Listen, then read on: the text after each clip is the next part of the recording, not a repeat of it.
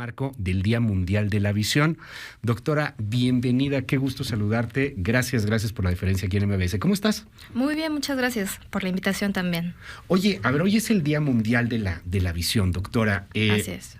¿Cómo cuidamos nuestros ojos? Pareciera que, bueno, a mí me parece uno de los órganos más importantes, estamos siempre utilizándolos. El hecho de quedarte sin ver, pues es algo francamente macabro, es muy difícil pensarlo para mucha gente, pero no los cuidamos mucho. O sea, no es un asunto en donde digas, oye, ¿qué cuidados le damos a nuestros ojos? Exactamente. Deberíamos de hablar un poco más de estos temas y por eso justamente viene esto del Día Mundial de la Visión. El Día Mundial de la Visión se está celebrando el segundo jueves de cada octubre. Okay. Y es algo de lo que empezó a hablar la Asociación Internacional para Prevenir la Ceguera. Okay. Entonces, si ustedes se meten a la página de la IAPB, que es esto, la Asociación Internacional para Prevenir la Ceguera, van a ver que hay un montón de organizaciones, hay un montón de hospitales, escuelas, instituciones, etcétera, que se asociaron a esta idea de la IAPB por el cuidado de la salud ocular. Okay. El año 2020 se supone que era el año 2020, el buen año para empezar con esto del cuidado de los ojos. Pero bueno, pequeño problema, una pandemia se nos cruzó, ¿no? Tuvimos un pequeño problema ahí con la pandemia y, por ejemplo, lo que son las cataratas, sabemos que no son una urgencia quirúrgica.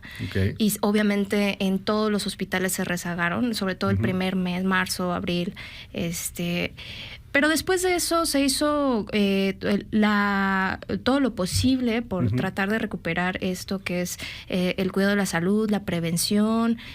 Dice la IAPB, prevenir, proteger, preservar. O sea, hay que seguir ciertas cosas para el cuidado de nuestros ojos. Saber, por ejemplo, que 1.100 millones de personas tienen algún grado de pérdida visual en el mundo. 1.100 millones de personas, ¿no? Y la mitad están dados por presbicia, la vista cansada, ¿no? Okay. Entonces, bueno, eso es muy lógico, relativamente fácil de resolver, pero mucha gente no lo sabe, ¿no? ¿Cómo cuidamos de nuestros ojos, doctora? ¿Qué tenemos que hacer día a día? El cuidado básico, ¿cuál sería? Un montón de cosas, ¿no? Okay. O sea, hay muchos factores que nos pueden afectar. Por ejemplo, el más conocido, la luz ultravioleta, ¿no? Sabemos perfectamente que la luz ultravioleta es un factor progresor de, por ejemplo, la catarata, ¿no? ¿De dónde viene la luz ultravioleta? Para que lo entendamos, pues, obviamente el sol. Es obviamente. Correcto, de la luz del sol. Okay. La luz ultravioleta es buena para ciertas etapas del crecimiento ocular.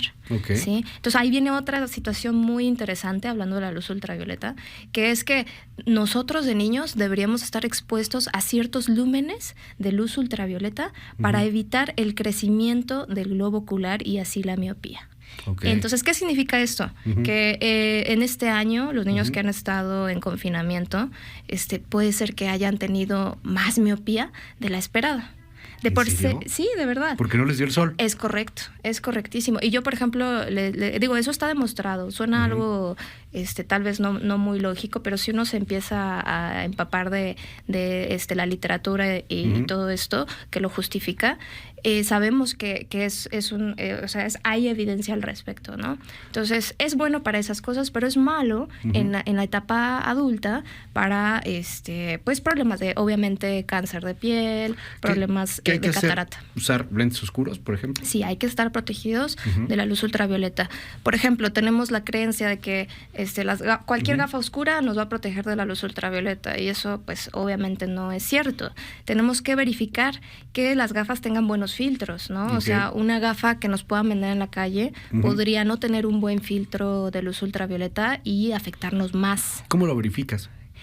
Bueno, a unos que son polarizados, podemos ponerlos detrás de una pantalla LED y ver si tienen esta inclinación. En ciertas inclinaciones el filtro va a oscurecer más. Okay. Pero también hay unos espectrómetros de luz que miden esto de la longitud de onda para ver si filtra o no. Entonces sí es importante porque en lugar de ayudarnos, si nosotros no sabemos o no tenemos un certificado adecuado de esta protección, pues nos vamos a dañar más. O sea, aguas con la piratería batería de gafas oscuras. Sí, o sea, obviamente supuesto. si la compras y si son de marca, etcétera, están certificadas, ¿no? Claro, o sea, claro, por supuesto. Sí. Nos dicen mucho también, hoy vivimos entre pantallas. A ver, aquí hay 1, 2, 3, 4, 5. Aquí nada más en el estudio hay 7 pantallas, ¿no?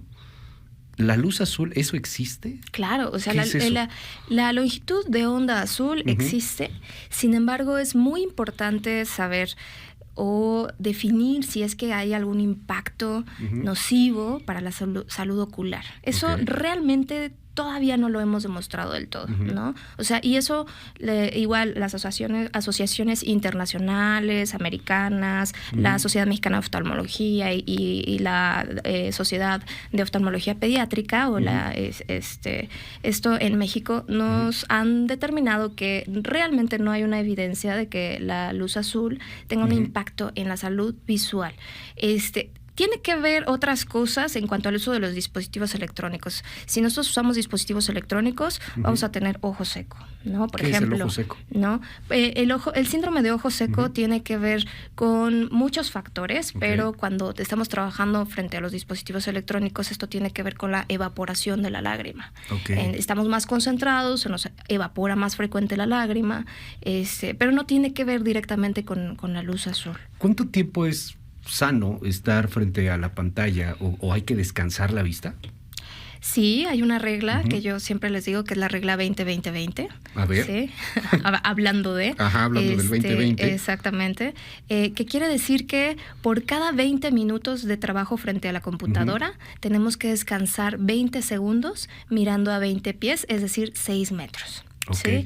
Y esto es para tratar de olvidarnos un poco de lo que estamos haciendo, tener un punto de fijación lejano, evitar esto que es la convergencia de los dispositivos de 33 centímetros y 80, que es la visión cercana e intermedia, y hacer conciencia del parpadeo.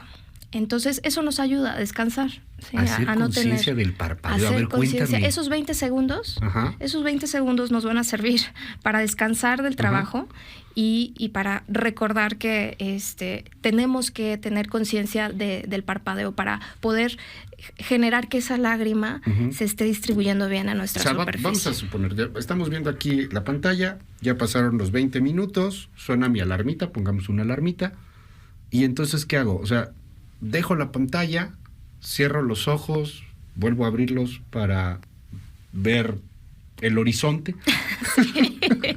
Podemos ponerlo así.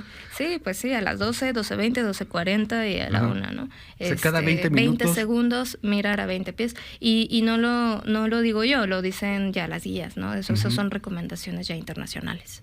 Oye, tienes una cantidad brutal de preguntas. Me dicen aquí, pregunta para la doctora. Soy chofer y me prescribieron lentes, pero me marean y me impiden desempeñar mi trabajo. ¿Qué es lo que me pasa? Te están escuchando en Las Vegas, de hecho, saludos allá a Las Vegas. Saludos. Bueno, pues ahí estábamos hablando de qué es lo que podemos hacer por cuidarnos, ¿no? Entonces, si tenemos un problema con las gafas propiamente, tenemos que revisarlo con los especialistas en la salud visual y recordar que no solamente somos los oftalmólogos, los optometristas, y los optometristas recordar que son licenciados, ¿no? O sea, obviamente son profesionales, también es correcto, son profesionales de la salud visual, verificar que los optometristas tengan esta cédula de profesionales para que nos hagan una adecuada valoración y empezar por ahí, porque platicábamos que la gran parte de los problemas visuales van a ser errores refractivos, es decir, falta de gafas, ¿no? Si el optometrista detecta que ya de ahí no hay una corrección adecuada, entonces sí ya lo va a referir al oftalmólogo y el oftalmólogo ya tiene que ver si hay catarata, glaucoma, algún otro padecimiento visual. Nos preguntan mucho sobre las operaciones para la miopía, para la corrección de la visión. ¿Son recomendables? ¿No son recomendables? Hay gente que les tiene mucho miedo. Sí, digo, como cualquier otra cirugía tiene sus riesgos, es correcto. Y hay que platicarlo muy bien con los pacientes, ¿no? Yo, para empezar, le digo a los pacientes, 1 de cada 5 pacientes puede no ser candidato a cirugía refractiva, ¿no? O por otro lado les digo, puedes tener 1 dioptría o 2 dioptrías y no ser candidato. Y el paciente, otro paciente tener 8 dioptrías y serlo. Porque depende de muchas cosas. Depende justamente de la superficie ocular, depende de la edad, depende de factores, de si hay enfermedades sistémicas, antecedentes, etcétera. Esto hay que tenerlo con mucho cuidado porque empezó a ponerse de moda el asunto de negocio, evidentemente, y de repente había operaciones o hay operaciones para corrección de vista muy baratas. Ah, claro. Pero muy baratas. O sea, 5,000 pesos, cosas por el estilo que dices, no vaya a ser que te vaya a salir más caro, que pierdas la vista. ¿Puede pasar en una operación? Ah, bueno, sí, claro. Hay ciertas complicaciones en la cirugía refractiva, que hablando específicamente de esto que es para dejar de usar lentes, que tienen que ver, pues como esta cirugía se hace en la córnea, tienen que ver con alteraciones en la córnea. Okay. Muchas veces en lo que hacemos, que esto se llama LASIK, que es levantar un flap de la superficie ocular, que es una capa muy delgadita, si este flap se lesiona en la cirugía, pues tenemos complicaciones, ¿no? Nos preguntan aquí si se tiene extraviasmo, pues, ¿lo dije bien? No sé. Estrabismo. Sí, es que está estrabismo. ¿En un ojo hay algo que se puede hacer para mejorar la visión? Sí, habemos estrabólogos dentro de la especialidad de oftalmología. Hay muchas subespecialidades, ¿no? Entonces, habemos quienes hacemos cirugía de catarata, quienes hacemos cirugía de estrabismo. En el caso de estrabismo, depende, ¿no? Depende de si es congénito, si es adquirido, si el paciente ve doble o no, si el paciente tiene alteraciones en la función visual, depende de muchas cosas, pero por lo general sí se tienen opciones de tratamiento. ¿Qué tratamiento o cirugía hay contra el glaucoma? Sí, existen muchas cirugías para el glaucoma, desde procedimientos, no tanto intervenciones en quirófano, procedimientos que pueden ser con láser, y ya propiamente en quirófano se pueden hacer algo que nosotros llamamos cirugías filtrantes, que es para bajar la presión intraocular. Mucha gente nos escribe con un ejemplo que lo da aquí una persona, nos dice, buen día, yo me dedico a temas de costura, estoy 8 horas, pues con cosas pequeñas, tengo que estar viendo cosas pequeñas. ¿Recomiendan alguna lámpara especial o unos lentes en particular?